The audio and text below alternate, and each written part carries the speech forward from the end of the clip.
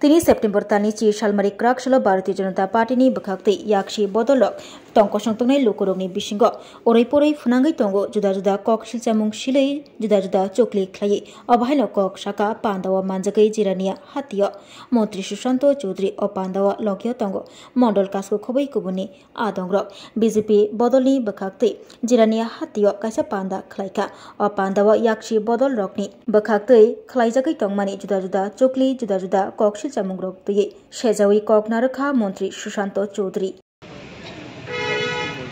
অনেকেই হয়তো ভাবছেন যে নির্বাচন তো অনেক দূরে রয়েছে আরো প্রায় 2.5 বছর এই 2.5 বছর বাকি থাকতে 2 মাস সময়ের মধ্যে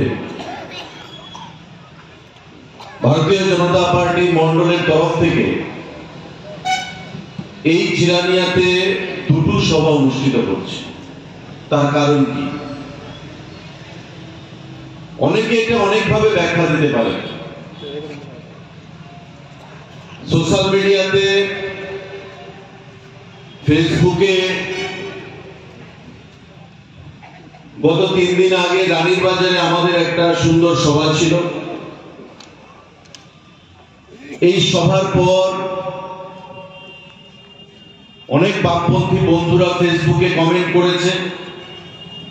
যে এত ভয় কিসের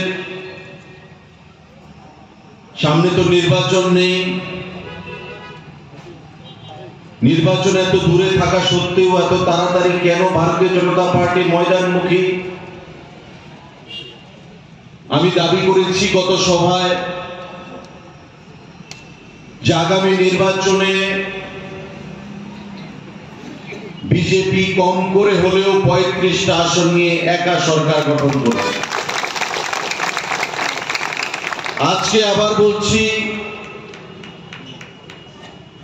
যে আগামী নির্বাচন অনেক দূর তারপরও দেখবেন বাসায় যে কম করে হলেও 35টা আসন নিয়ে সরকার আমরা গঠন করব কম করে হলেও 35টা আসন বেশি 40টাও হতে পারে 45টাও হতে পারে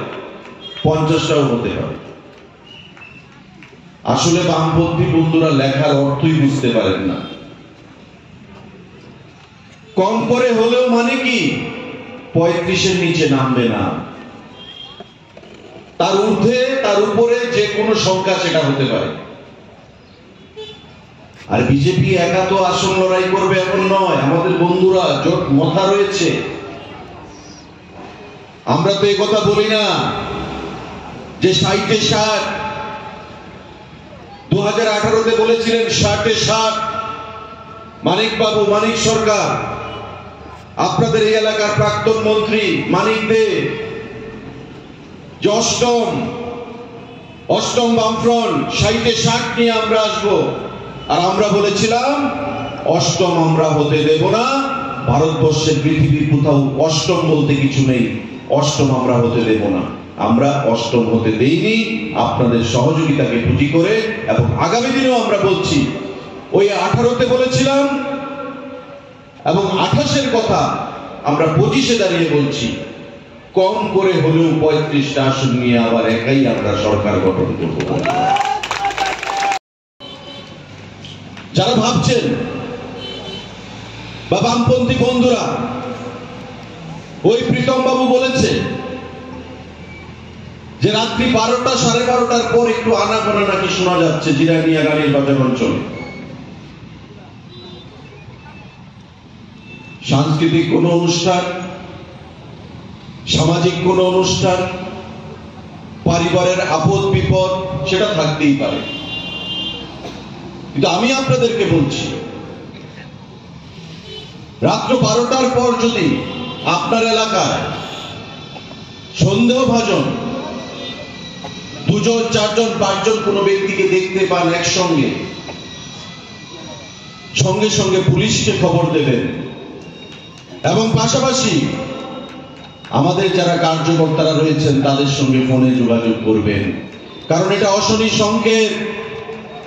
জিরানিয়াতে বিগত দিনে যত ষড়যন্ত্র হয়েছে 2003 সাল মান্দাই চমুনির গণহত্যা 11 জন মানুষকে গুলি করে সন্ধ্যাবেলায় খুন করা হয়েছিল। এখানে যারা আছেন আমাকে নতুন করে বলার কিছু নেই। 2003 সাল 26শে জানুয়ারি সারা দেশ প্রজাতন্ত্র দিবস পালন করছে। জিরানিয়াবাসীও প্রজাতন্ত্র দিবসে সেখানে মুখরিত ছিল পালনে। 10 দিন 12 দিন বাদে নির্বাচন, বিধানসভা নির্বাচন,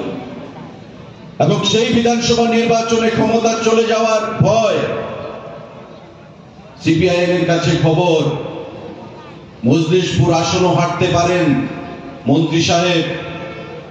তাই কি করতে হবে? পাহাড়িকে বাঙালির বিরুদ্ধে লাগিয়ে দিতে হবে, বাঙালিকে পাহাড়ির বিরুদ্ধে লাগিয়ে দিতে হবে। মাঝখান দিয়ে নির্বাচনী বৈতরণী পার হতে হবে।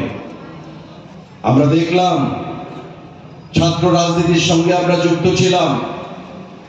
ওই মান্দাই চমুনির গণহত্যা সকাল সন্ধ্যা 6টা 6:30 সন্ধ্যাবাতি দিচ্ছিল মানুষ। 26শে জানুয়ারি প্রজাতন্ত্র দিবস পালন চলছে, গুলি করে অন্ধকার করে সম্পূর্ণ এলাকাকে শাটডাউন দিয়ে 3 বছরের 2 বছরের শিশুকে পর্যন্ত রেহাই দেয়নি ওই নরখাদকরা নরপিশাচরা। বন্ধুরা, 10 মিনিটের মধ্যে নাটক মঞ্চস্থ ছিল। জিরানিয়ার বিভিন্ন অঞ্চল থেকে লাল ফ্ল্যাগ নিয়ে ওই কমিউনিস্ট পার্টির হায়নারা ঝাঁপিয়ে পড়েছিল,